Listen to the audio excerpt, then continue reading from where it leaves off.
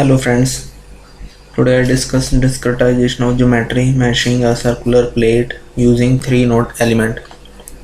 Firstly open STAAD Pro, then open new file, fill the file name and select create option.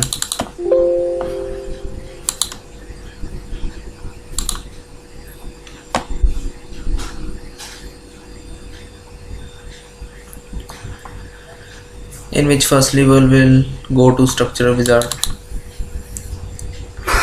then in model map type we will select surface plate models, in which we will select circular plate with hole.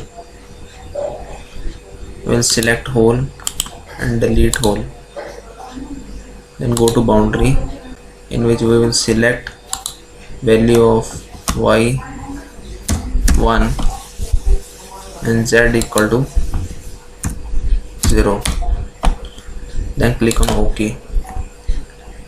Here we will draw 3-node element,